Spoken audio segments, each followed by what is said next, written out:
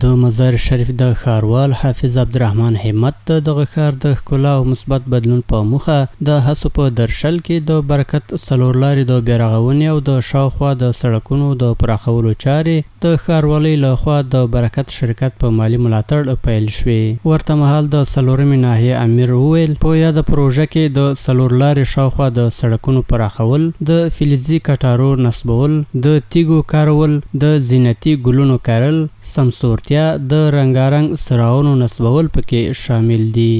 دا چوک ازدحام یا پر دغه سړک باندې ازدحام ډیر و. اوس په الحمدلله دا چوک د څلور طرفه سه یو نیم په یو نیم کې راکوشنی کوو چې د خلکو ازدحام هم باندې کم شي. او د چوک څلور طرفه کټارې او د دې رنګ د خپل د چوک برکت د طرفه سه کیږي. نو ښاروالي انشاءالله خپل پوره اقدام او پوره کارونه په خپل ساحه کې کړي دي. ورته مهال د برکت شرکت استازي د دې پروژې د جوړېدو د څرنګوالي په اړه وویل چې دوی د ټولنیزو ستونزو د حل او د دې څلور لارې په بڼه کې د مثبت بدلون رامنځته کولو لپاره د مزار شریف ښاروالۍ په ملاتړ دا کار پیل کړ. بازسازی چوک بر ما دادند. 1 متر چوک به سرک قطع میشه، قطارهای چوک نو میشه، سرامیکا موزاییکایی که کار شده کلش تبدیل میشه نو میکنیم. دیگه این کار تخمینا در حدود شاید 2 ماه 3 ماه لا چیز شود کارش ختم شود بخیر.